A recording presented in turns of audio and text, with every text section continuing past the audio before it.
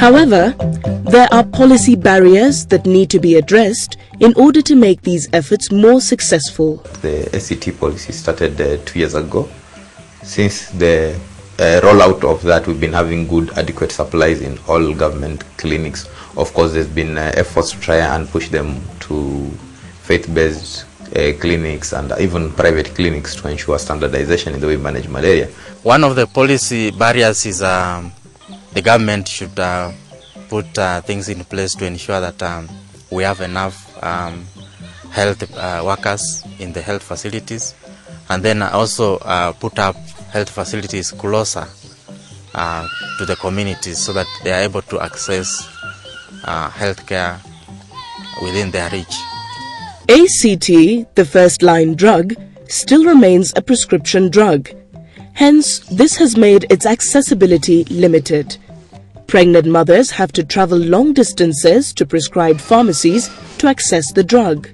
Sasa kama kutoka kliniki hii kwenda ingine ya CFW ni 7 kilometers from this place. Safari inakuwa ni ndefu na hakuna transportation, hakuna magari, hakuna nini, watu wanatumia bonda baisikeli. Na baisikeli wakati wa mvua kama sasa inakuanga shida kwa sababu baisikeli haziendi.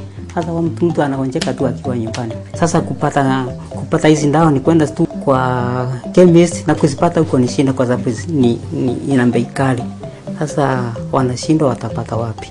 One of the biggest challenges is if you look at the health facilities, they are quite far apart.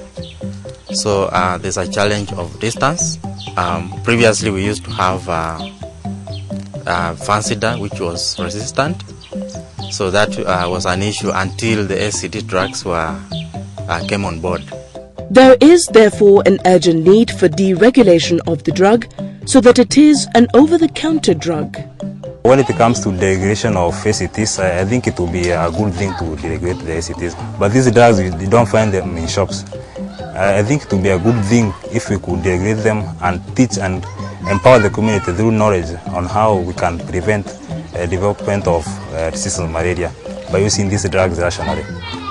KINEM's position in terms of deregulation is that we would like to see the government's move towards regulating ACT accessibility for communities to be able to get the drugs at the very, very level of where they are living in the households.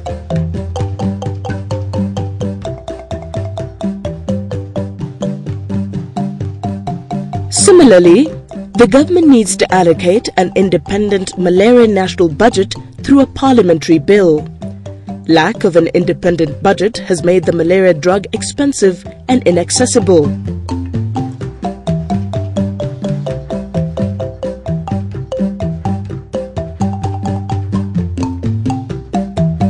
Currently, malaria operates under a budget in the Ministry of Health, which has not been sufficient.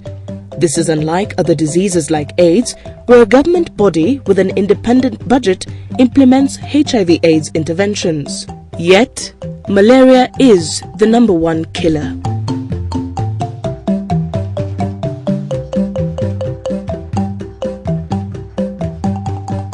For some time now, civil society organizations, CSOs, have helped in malaria interventions like making nets available to the rural communities. This has been possible through the Global Fund for Malaria. Well, the Global Fund, as a fund that is brought about by partnership building by the different bilateral organizations, governments, and also civil society, has been quite useful in that it grants Kenya an opportunity to get a source of fund to fight malaria, and it has formed a significant portion of the fight against malaria in Kenya.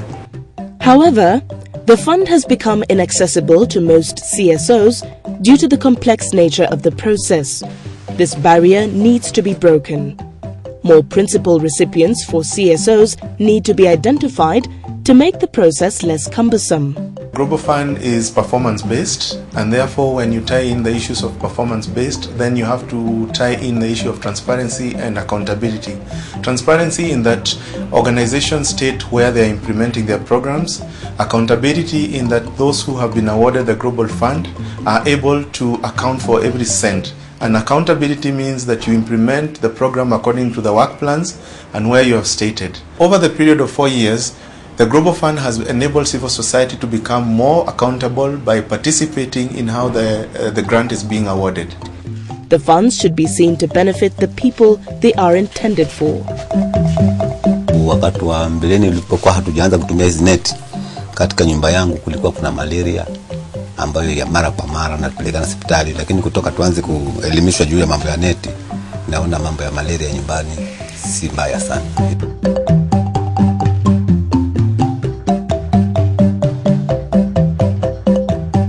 The government also needs to develop an efficient national health management information system to ensure accurate data on mortality and morbidity. It is true that it is a big task, but a lot of work is now going into improving this. There's been a lot of consultation on harmonizing the registers that collect this data, and these registers have been revised to capture as much of malaria data in terms of commodities of malaria, things like insecticide treated nets, things like how many women are given treatment doses for prevention of malaria in pregnancy, how many malaria cases, how many people tested positive, how many people admitted. There's a lot of malaria. But the challenge definitely you should expect is that in any one facility you have 1 or 2 nurses working there, and they have to collect all this data, not only for malaria but for all diseases. So it's a big challenge. The biggest problem is human resource capacity.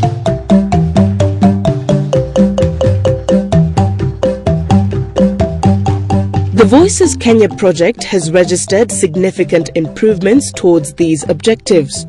Deregulation of ACTs for greater accessibility to the community, the need for an independent budget for malaria, and reliable health management information system. I can say previously we have had epidemics, but now we don't have any epidemics so far because the interventions are in place. People are using the ITNs nowadays called long-lasting treated, insecticide treated nets, and we are doing IRS, and people have got enough education. Familia yangu nailinda kwa kutumia nets. Tangu tuanze kutumia imetusaidia sana, watoto hawakui wagonjwa ovyo ovyo, na sisi watu wazima pia tupate malaria kila wakati. Nyumbani kwangu walinyisia dawa mwaka uliopita na mwaka huu pia wamenyisia. 2 things have happened, or what I call guidelines in management and control of malaria as far as the government is concerned. One is the standardization and introduction of what we call the malaria new treatment guidelines, which rolled out the use of ACT as a first-line drug for management of malaria. The other thing is the free net distribution policy for pregnant women and children below the age of 1 year in the whole republic, and more so in endemic zones. The other challenge has been to demystify the use of nets, especially among the Mijikenda communities. Looking at the culture and practices of the Mijikenda people, they don't believe in covering human beings with white pieces of clothes because that is associated with the dead. So to go around that, probably we need to diversify in the colors that we're having for the nets, and because we've seen when we introduce the colored nets, the blue and the green ones, they have been readily accepted by the community more than the white free nets that we were giving. After considerable advocacy interventions by KENAM and other stakeholders, the government is finally listening to the ACT